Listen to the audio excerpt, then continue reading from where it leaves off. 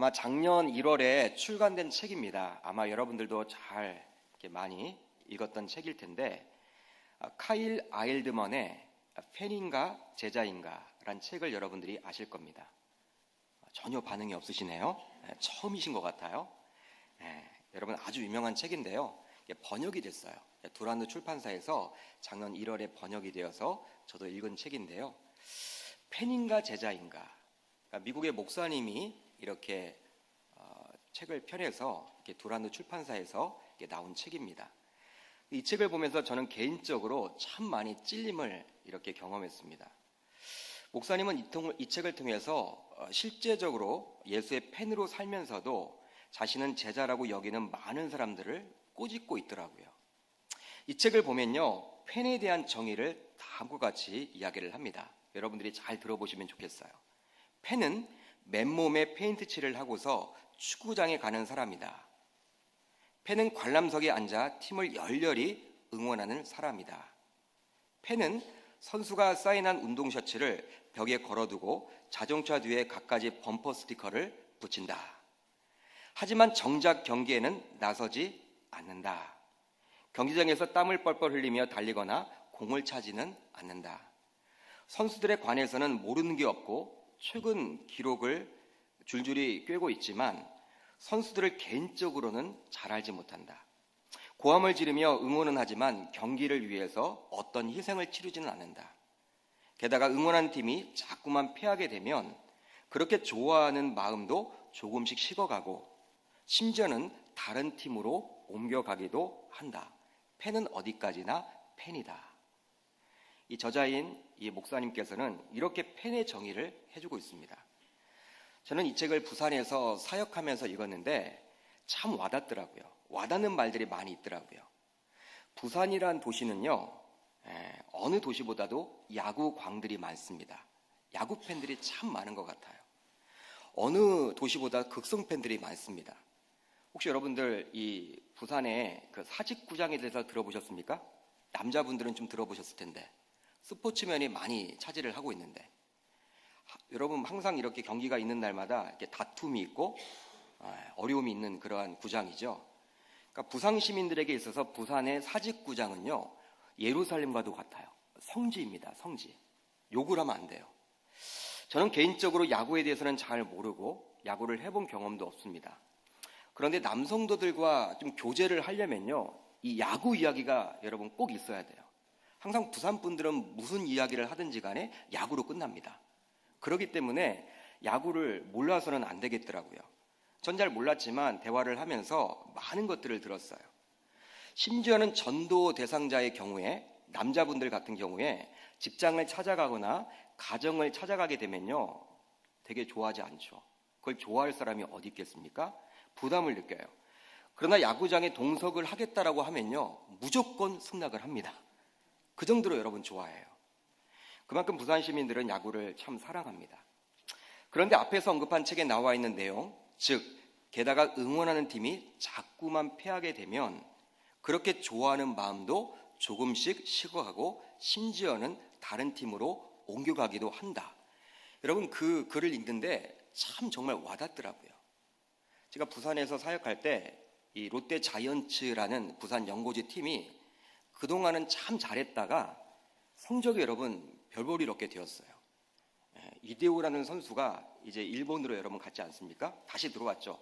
그래서 인기가 여러분 높아졌는데, 여러분 그 선수가 이제 없어지고 하다 보니까 이제 롯데 자이언츠라는 팀이 이 가을 야구에 들어가지 못하는 거예요. 4위에 여러분 들어가지 못합니다. 그러다 보니까 많은 사람들이 자신은 아직도 롯데를 사랑하고 롯데 자이언츠를 좋아하고 그 팀의 그런 응원을 하고 있다라고 이야기를 하지만 사람들의 마음속에는 점점 그 롯데 자이언츠에 대한 그 마음이 식어가는 것을 제3자의 입장에서는 알겠더라고요.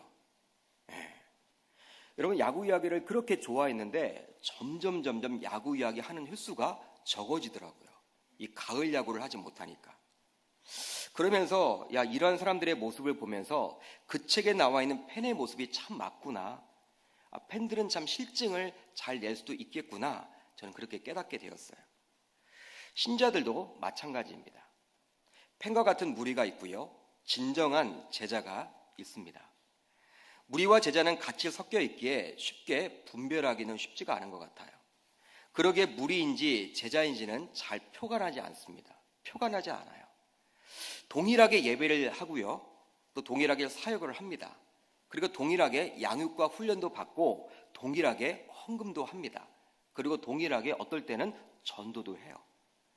그리고 심지어는 동일하게 직분도 받아요. 그러기에 누가 제자인지 누가 무리에 속한 사람인지 참 알기가 어렵더라는 거예요. 그렇다면 무리에 속한 팬이면 어떻고 제자라면 어떻습니까? 라고 여러분들은 묻고 싶지 않으십니까? 그냥 구원만 받으면 되지 뭐 제자면 어떻고 무리에 속한 팬으로 살아도 좋지 않나?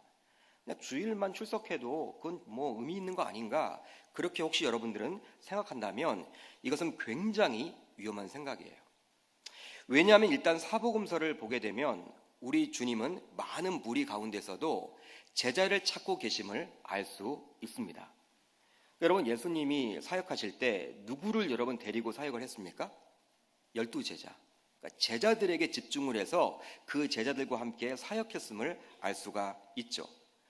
베드로를 비롯한 12제자를 불러서 그들을 통해 하나님 나라에 대해서 여러분 전하고 사역을 하셨습니다. 뿐만 아니라 무리는 결국 끝까지 예수 곁에 남아있지 않아요. 남아있는 경우가 없습니다. 다 도망칩니다. 그들의 믿음은 그러기 때문에 진정한 믿음이라 여길 수가 없어요. 따라서 무리로서 신앙생활을 한다면 언젠가는 주님을 떠날 것이기 때문에 결국은 구원을 받지 못합니다. 지금은 무리이지만 구원을 받을 수 있다고 생각을 하지만 언젠가는 떠나요. 예수님 곁에 끝까지 남아있지 못하고 떠나기 때문에 여러분 구원을 받지 못해요. 그렇기 때문에 이것은 굉장히 위험한 것이죠. 따라서 우리는 주의 제자로서 살아가야만 합니다. 무리로서의 팬이 아니라 제자로서의 신앙생활을 감당해 나가야 하는 것이죠. 그것을 우리 주님이 원하고 그렇게 될 때 우리는 구원을 받는 신자가 되기 때문인 줄 여러분 믿으시길 바랍니다. 저와 이 금요성령 집회에 나온 여러분들은 무리로서의 팬이 아니라 주의 제자로서 살아갈 수 있기를 주의 이름으로 축복합니다. 저는 이런 생각을 해봐요. 하나님, 우리 교회 이렇게 많은 분들이 나왔는데 여러분 주일날 얼마나 많이 나와요? 여러분 2부 예배 같은 경우에는 꽉 차잖아요. 이 자리가 모자라서 부속실까지 가잖아요. 그 가운데 과연 이분들이 다 제자로 살아야 하는데 과연 다 제자로 살고 있는가? 저는 여러분께 참 궁금한 거 있죠. 물어볼 수도 없고 붙잡고 물어보고 싶은데 그렇게 할 수도 없고 참 그런 마음을 가지고 있는 것이 사실입니다. 그렇다면 제자는 어떠한 방식으로 되는 것일까요? 여러분 어떠한 방식으로 된다라고 생각을 하십니까? 세상에 있는 모든 직책이나 직위는요, 본인이 원할 때만 이룰 수가 있습니다. 예를 들어서 대통령이 여러분 당선이 되려고 할지라도 대통령을 하고 싶은 마음이 있어야 될까요? 없어야 될까요? 여러분 당연히 있어야 되겠죠. 대통령 하고 싶어야 되는 거예요. 대통령직에 적극적으로 관심을 가지고 마음이 있어야지만 출마를 할 것이고 또 출마를 해야지만 당선이 되어서 대통령직을 할 수 있는 거예요. 근데 본인이 전혀 관심이 없고 마음도 없는데 대통령 될 수가 없겠죠. 왜? 출마도 하지 않기 때문에. 여러분 세상 일이 다 그렇다라는 거예요. 또라는 예가 무엇이냐면 직장생활에서 승진을 하려면요.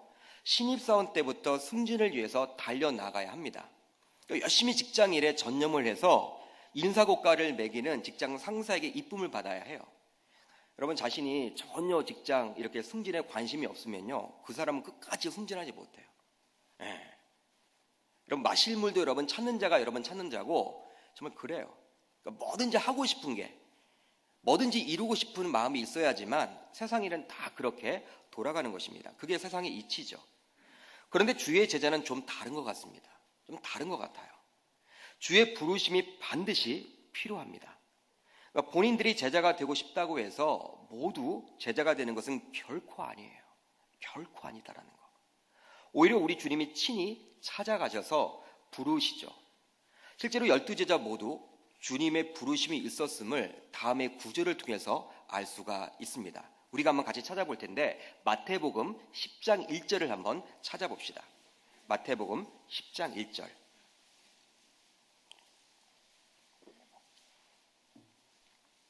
마태복음 10장 1절입니다. 시작. 예수께서 그의 12제자를 부르사 더러운 귀신을 쫓아내며 모든 병과 모든 약한 것을 고치는 권능을 주시니라. 아멘. 한마디로 무엇입니까? 이 12제자를 어떻게 했다고 나와 있어요? 불렀다라고. 부르셨다. 즉 주의 제자는 콜링이 있음을 알 수가 있는 것이죠. 그러니까 주의 부르심이 있음을 알 수가 있는 거예요. 예수님 주변에 얼마나 많은 사람들이 있었겠습니까, 여러분? 한번 상상을 해보세요. 예수님 주변에 얼마나 많은 사람들이 있었겠느냐는 거예요. 예수님이 기적과 이적을 많이 베푸셨기 때문에 유대 문헌을 보면요, 적게는 수십 명, 많게는 수만 명의 사람들이 따라다녔어요. 그런데 여러분, 성경을 보게 되면 예수님의 주 관점은 어디에 있습니까? 그 무리들이 아니었습니다. 자신이 같이 동역할 주의 제자들이 있었음을 알 수가 있는 것이죠. 따라서 주의 제자는 무조건 많을 수가 없어요. 많을 수가 없다라는 거예요. 좁은 길이에요. 왜냐하면 주님의 부르심이 있어야 하기 때문에 이건 여러분 많지는 않습니다. 그러면 하나님의 자녀로서 구원을 받은 주의 백성이라면 모두 주의 제자인가요? 여러분들에게 묻습니다. 하나님의 자녀로서 구원을 받은 하나님의 백성들이라면 모두 다 주의 제자들입니까? 제자들이라고 할 수 있습니까? 어려운 거 아닌데. 여러분 무엇이죠? 기본적으로 주님은 주의 제자로 살기를 원하시겠죠. 자신의 자녀이기 때문에. 그러나 주의 제자로서 살아야 하지만 아직 주의 제자로서 살지 못하는 경우가 얼마나 많은지 몰라요. 얼마나 많은지 몰라요. 뭐라 해야 될까요? 마치 오순절 성령이 임하기 전 주의 제자였음에도 불구하고 주님의 십자가 죽음 앞에서 다 배반을 때리고 배신을 때리고 다 도망친 것과 같은 그런 상황이죠. 그러니까 제자이면서도 상황에 따라 흔들리기가 쉽다라는 거예요. 이미 하나님의 자녀로서 구원을 받았지만 성화되는 과정 가운데 있기에 제자로서 명확한 모습을 보이지 못하기도 하는 것입니다. 그러나 우리 하나님은 우리의 아버지 되시기 때문에 되도록이면 자녀들이 성숙되기를 원하는 것처럼 주의 자녀들이 제자로 살기를 정말 원하신다라는 거예요. 오늘 본문을 보게 되면요, 역시 주님은 자신의 제자들을 직접 부르십니다. 우선 시몬 베드로와 그의 형제 안드레를 부르시죠. 19절을 보면요, 이런 말씀이 나와 있어요. 말씀하시되 나를 따라오라. 여러분, 이런 말이 나와 있습니까? 말씀하시되 나를 따라오라. 다음으로 세베대의 아들 야고보와 그의 형제 요한을 또 부르십니다. 21절을 보게 되면요, 또 이런 말이 나와 있어요. 배에서 금을 깁는 것을 보시고 부르시니. 여러분, 이 본문을 보게 되시면요, 역시 우리 주님께서는 제자들을 선택하실 때 직접 부르셨음을 알 수가 있죠. 시몬 베드로와 그의 형제 야고보를, 안드레를 부르실 때도 마찬가지고, 또 세베대의 아들이었던 야고보와 그의 형제 요한을 부르실 때도 우리 주님께서 부르셨음을 알 수가 있는 거예요. 그렇다면 무엇 때문에 부르셨다라고 성경은 이야기를 합니까? 여러분, 무엇 때문에 부르셨어요? 제자들을 부르신 목적이 나와 있는데, 여러분, 예수님은 신이셨어요. 인간이 아닙니다. 그러기에 우리들과는 분명히 달라요. 어떤 의미로 예수님은 자신을 돕는 동역자가 필요 없어요. 왜? 신이시니까. 혼자 다 할 수 있는 분이에요. 그러나 우리 주님은 제자들을 선택하셔서, 즉 그들을 부름으로 자신의 복음을 전하도록 하시죠. 그러니까 우리 인간을 사용하셨다라는 거예요. 직접 하실 수도 있지만 저와 여러분들을 선택하셔서 바로 사용하십니다. 바로 무엇을 하기 위해서? 사람을 낚는 어부로 삼기 위함이죠. 즉 전도자로 사용하기 위함임을 여러분 믿으시길 바랍니다. 여러분, 이 세상에 불신자들이 얼마나 많이 있습니까? 우리 주변에 불신자가 정말 많아요. 정말 많아요. 나가보면 정말 느낄 거예요. 그들에게 복음을 전하기 위한 도구로 제자 삼기를 원하시죠. 그러니 우리들이 하나님의 자녀로서 구원의 확신을 가지고 있으며, 그리고 진정으로 주의 제자가 되기 위해서는 항상 우리는 불신자들에게 관심을 가져야 하는 거예요. 관심을 가져야 하는 것이죠. 그들에게 복음을 전해야 하는 것입니다. 그리야지만 그것이 진정한 주의 제자로 살아가는 것이기 때문입니다. 실제로 지난 주일 이제 본문 말씀인데요, 마태복음 28장 19절로 20절을 보면 이런 말씀이 나와 있습니다. 그러므로 너희는 가서 모든 민족을 제자로 삼아 아버지와 아들과 성령의 이름으로 세례를 베풀고 내가 너희에게 분부한 모든 것을 가르쳐 지키게 하라. 볼지어다 내가 세상 끝날까지 너희와 항상 함께 있으리라. 할렐루야. 이 본문의 말씀을 우리가 들었잖아요. 모든 민족을 무엇으로 삼고? 제자로 삼고. 그러니까 제자를 삼기 위해서 저와 여러분들을 먼저 부르셨고 이미 제자로 삼아주셨다라는 사실이에요. 여러분 그걸 아셔야 됩니다. 사랑하는 성도 여러분, 이미 제자로서 부름받은 저와 여러분들이 최종 목표로 삼아야 할 것은 무엇이냐면 바로 우리 주변에 아직도 복음을 모르고 방황하는 불신자들에게 다가가서 그들에게 복음을 전하는 것입니다. 여러분 복음을 전하는 거예요. 복음을 전하게 됨으로 말미암아 그들로 하여금 제자로 삼기 위하도록 하기 위해서 저와 여러분들로 하여금 먼저 믿도록 우리 주님이 해주셨다는 사실이에요. 이렇게 할 때 우리 주님은 우리들을 그냥 놔두지 않죠. 바로 우리와 함께 하신다라고 약속해주고 있는 것입니다. 그러니까 여러분 우리가 기도할 때요, 하나님 우리와 함께 하시면 좋겠습니다 라고 이야기를 하지만 여러분 어떨 때 여러분 함께 할 수 있다는 거예요? 우리가 복음을 전할 때 우리 주님은 함께 하세요. 전도를 하신 분들은 아마 아실 거예요. 권사님들께 여쭤보죠. 권사님 어떻게 이렇게 힘들지 않으세요? 우리 교회도 얼마나 귀하게 이렇게 사역하시는 분들이 많은지 몰라요. 다른 교회는 한 번 정도만 이렇게 전도할 텐데 우리 계명교회는 전도의 특심이 있는지라 화요일날도 전도하고 목요일날도 전도를 하십니다. 이분들이 여러분 할 일이 없어서 그렇게 하는 게 아니에요. 여러분 힘이 없어 보여요. 제가 보기에는 축 처져 있어요. 여쭤보죠. 권사님 힘들지 않으세요? 좀 쉬시면 좋을 것 같아요. 아유 목사님 저는 전도 나가면요 힘이 생깁니다. 여러분 이런 말을 제가 들어요. 오히려 제가 위로를 받아요. 그러니까 전도 나가면 힘이 생긴대. 여러분 이게 어떤 힘이에요? 성령의 힘이죠. 그러니까 하나님이 함께 하신다라는 게 그분들은 체험하고 있는 거예요.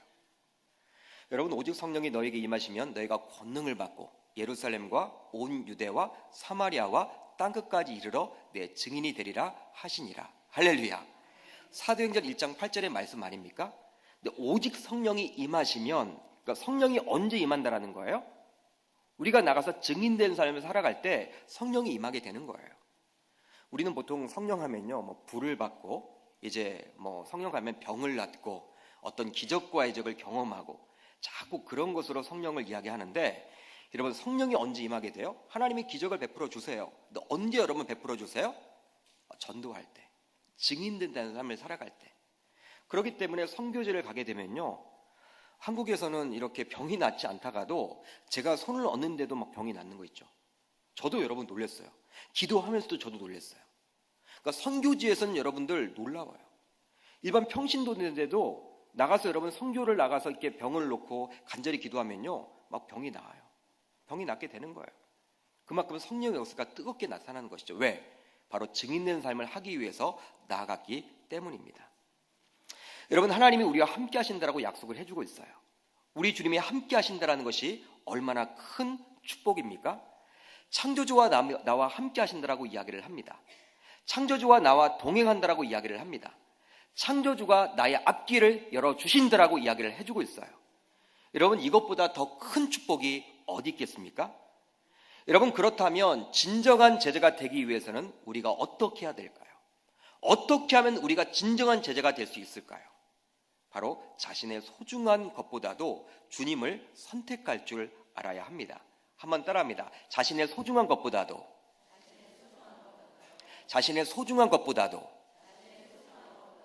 주님을 선택할 줄 알아야 합니다. 여러분 이 말은 어떤 말이냐면 주님을 위해서 손해볼 수 있어야 합니다. 손해볼 수 있어야 돼요. 주님을 위해서라면. 본문을 보면요, 시몬 베드로와 그의 형제 안드레의 직업은 바로 무엇이라고 나와 있습니까? 여러분 오늘 본문 몇 절에 나와 있죠? 바로 18절을 보시면 이렇게 나와 있죠. 18절 하반절을 보시면 그들은 어부라 라고 기록을 합니다. 어부였어요. 어부. 고기 잡는 어부. 그런데 그런 그들에게 우리 주님은 콜링을 하십니다. 이제 부르시죠. 그 콜링이 오자 그들은 다음과 같이 이제 행동을 합니다. 바로 20절인데요. 20절을 한번 같이 읽습니다. 시작. 그들이 곧 그물을 버려두고 예수를 따르니라. 아멘. 예수님이 콜링을 하자, 부르자 그들이 어떻게 해요? 곧 그물을 버려두고 예수를 따랐다라고 나와 있습니다. 그물을 버려두고 예수를 따랐다. 여러분, 쉬운 일일까요? 쉽다라고 생각하십니까? 그물을 버렸다. 그물은 어부에게 있어서는 먹고 살아갈 수 있는 직업이라고 할 수 있습니다. 그물이 없으면 무슨 재주로 고기를 잡을 수 있겠습니까? 별난 세상이나 아니면 신기한 일 이런 프로그램을 보면요, 이게 손으로 이렇게 고기 잡는 분들도 있겠지만 대부분의 분들은 무엇으로 여러분 고기를 잡아요? 그물로. 그러니까 자신의 직업이에요, 직업. 먹고 사는 직업을 이야기하는 거예요. 그런데 놀랍게도 우리 주님의 콜링에 그들은 즉각적으로 그물을 버려두고 예수를 따랐다라는 거예요. 한편 이제 예수님은 길을 가다가 또 두 형제를 만납니다. 바로 세베대의 아들 야고보와 그의 형제 요한을 만나게 되죠.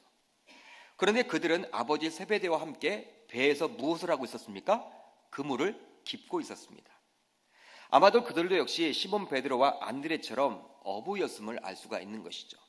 그런 그들에게 우리 주님은 또 콜링을 하세요.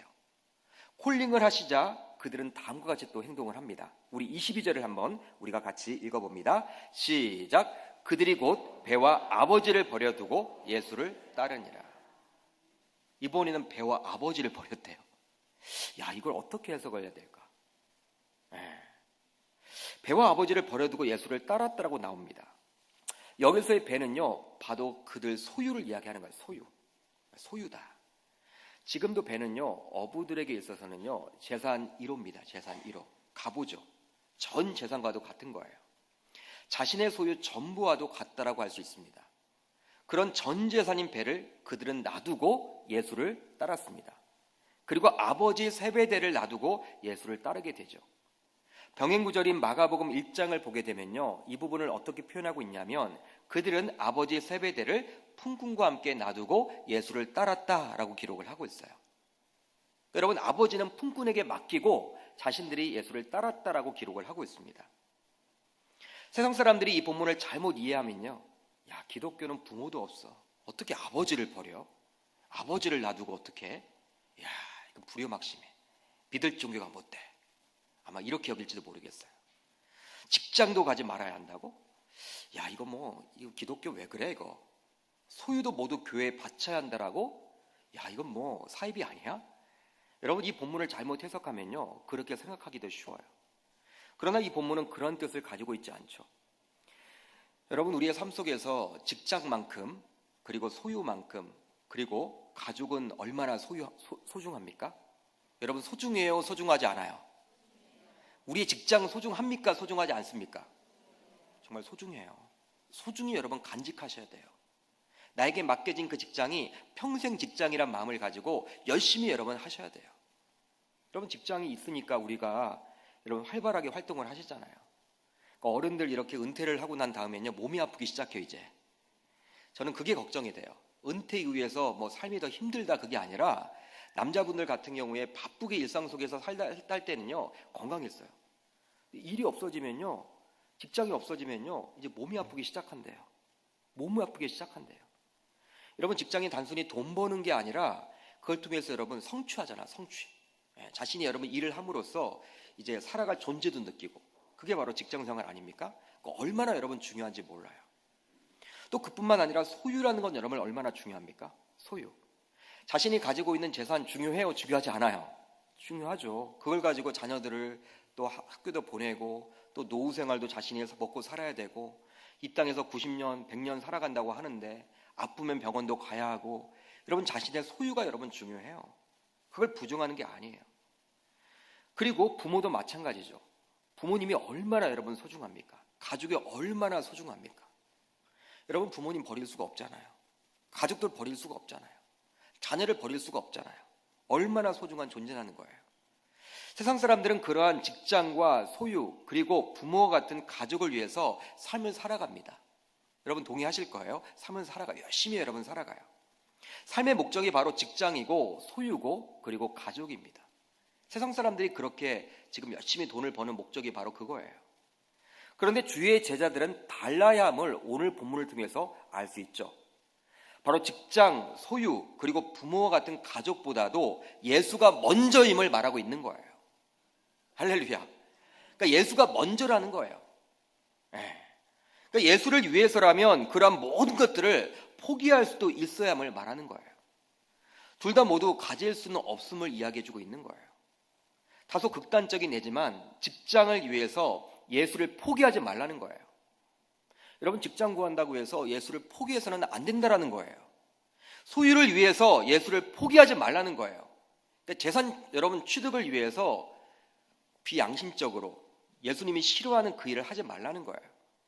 부모와 같은 가족이 아무리 중요해도, 자녀가 중요해도 그것 때문에 예수를 놓쳐서는 안 됨을 이야기해주고 있는 거예요. 그러니까 여러분, 우리가 선택을 할 때는 누구를 선택하라는 거예요? 예수. 제자로서 살아가려면. 무엇을 선택하느냐의 순간이 왔을 때는 과감 없이 예수를 선택할 수 있어야 함을 말하는 것이죠. 설령 그것 때문에 고난을 당한다 할지라도 그것을 감수하라는 게 바로 우리 주님의 말씀이에요. 그것이 바로 진정한 제자가 될 수 있는 길이라고 이야기해주고 있는 거예요. 여러분, 이거 정말 쉽지 않습니다. 이 제자로 살아가는 것은요, 만만치가 않아요. 이 구원받은 이후에 여러분, 우리가 하나님의 자녀가 되었음에도 불구하고 그렇기 때문에 제자로 살아가는 것은 결코 쉽지 않은 거예요. 요한복음 6장을 보게 되면요, 여러분, 놀라운 사건 하나가 나타나죠. 바로 오병이어 사건이 나타납니다. 아이가 먹는 보리떡 5개와 물고기 2마리로 남자 장정만 몇 명을 먹이셨습니까? 5,000명. 부녀자들까지 합치면 최소 2만 명에서 많게는 3만 명. 그 이후 무리들이 예수를 찾으러 다닙니다. 이런 그들을 향해서 주님은 이렇게 이야기를 하죠. 바로 요한복음 6장 26절을 보면요, 이런 말이 나와 있어요. 너희가 나를 찾는 것은 표적을 본 까닭이 아니요 떡을 먹고 배부른 까닭이로다. 여러분, 오병이어 사건을 경험하고 나서 많은 사람들이 예수를 쫓아다녀요. 예수님이 가는 곳마다 쫓아다녀요. 그런데 예수님이 지금 어떻게 이야기를 해요? 그들이 내 기적을 보고 내 표적을 보고 이렇게 나를 쫓아다니는 것이 아니라 내가 준 떡 때문에 쫓아다닌다. 딱 여러분 전곡을 찔러요. 여러분, 우리 주님이 표적을 일으키는 목적이 무엇일까요? 여러분, 예수님이 병을 고쳐주시는 목적이 무엇일까요? 오병의 기적을 베푸신 목적이 무엇일까요? 그 표적을 통해서 하나님을 알도록 하기 위함이에요. 할렐루야. 나는 하나님의 아들임을 지금 드러내주고 있는 거예요. 그런데 그들은 거기에 관심이 없어요. 그 표적에는 관심이 없고 어디에 관심이 있는 거예요? 떡. 배불리 먹으니까. 예수님만 쫓아다니면 먹고 사는데 지장 없으니까. 직장 문제가 해결되니까. 먹는 것. 여러분, 하루 세끼 먹는 것 자체가 얼마나 여러분 이게 힘들어요. 근데 예수님만 쫓아다니면 예수님이 항상 은혜를 베풀어 주시고 먹고 살도록 해주기 때문에 그것만을 놓고 지금 이렇게 다니는 거예요. 전국을 찌르고 있는 것이죠. 이런 무리들에게 예수님은 정확한 설교를 하십니다. 긴 설교를 해요. 6장을 보시면.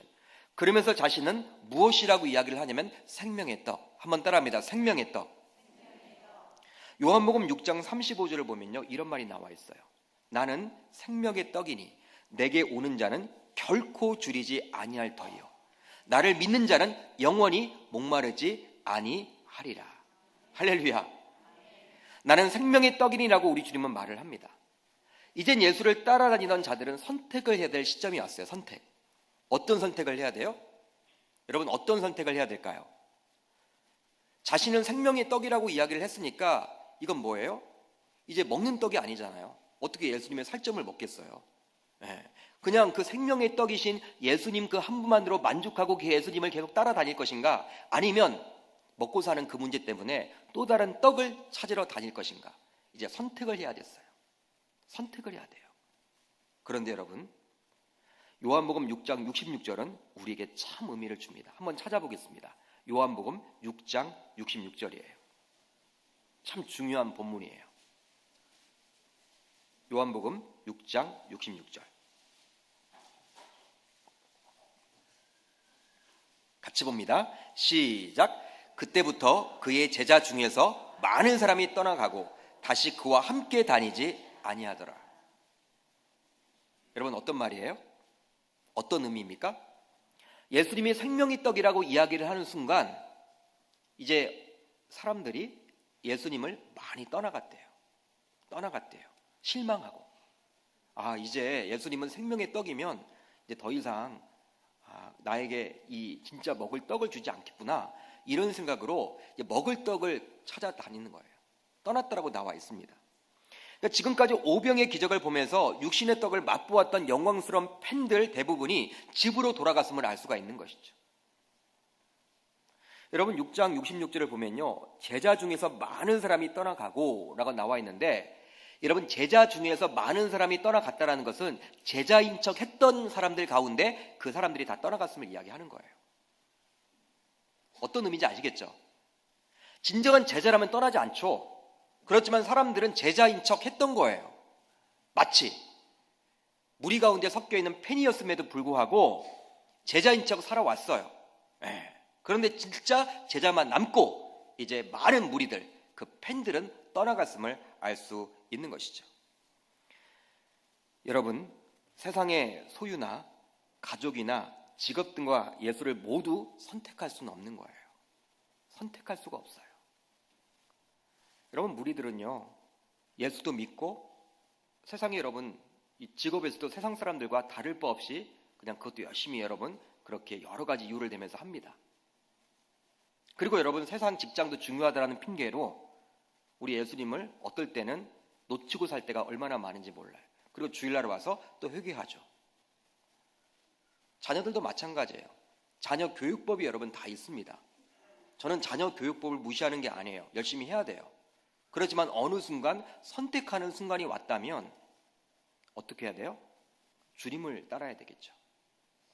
저는 여러분 과감 없이 이야기를 해요. 청년들 이렇게 면담을 할 때 직장 생활을 하는데 주일 성수가 참 이렇게 어렵습니다. 그러면요 저는 여러분 그 직장 가지 말라고 이야기합니다. 이렇게 말하기는 여러분 쉽지 않아요. 목회자로서 먹고 살아야 하기 때문에 참 쉽지 않아요 여러분. 그렇지만 하나님이 정말 그걸 원하시기 때문에 저는 이야기를 해요. 그러니까 저에게 묻지 마세요. 답은 여러분 하나예요. 불신자와 결혼? 저는 하지 말라고 이야기합니다. 저에게 묻지 마세요. 다 결정하고 나서 저한테 와서 여러분 이야기하지 마시고, 그러니까 여러분 처음에 여러분 시작할 때는요 그러한 감당할 수 있는 그러한 분들만 오세요. 무엇이냐면 여러분 제자로 살아가는 것은 정말 쉽지 않기 때문에 그리 하는 거예요. 우리 주님이 정말 원하시는 것이 무엇이냐? 바로 무리가 아니라 팬으로 살아가는 것이 아니라 바로 제자라고 이야기를 해주고 있습니다. 여러분 이 마태복음 5장부터 이제 산상순이 기록이 되어 있어요. 그런데 이 제자를 찾고 나서 우리 주님은 이제 산상순의 말씀을 이야기하는데요. 여러분 5장 한번 우리가 같이 1절을 한번 읽어봅니다. 5장 1절입니다. 우리 같이 읽어봅니다. 시작. 예수께서 무리를 보시고 산에 올라가 앉으시니 제자들이 나온지라. 아멘. 그러니까 여러분 많은 무리가 있는데 예수님이 누구에게 이야기를 하는 거예요? 그 무리 가운데 누구를 대상으로 하는 거예요? 제자임을 알 수가 있는 거예요. 결국 여러분 예수님은 지금 이 성경 말씀을 가지고 무리들에게 이야기하고 있지 않습니다. 그러니까 저와 여러분들은 무엇이 되어야 해요? 제자. 여러분 무리는 의미가 없어요.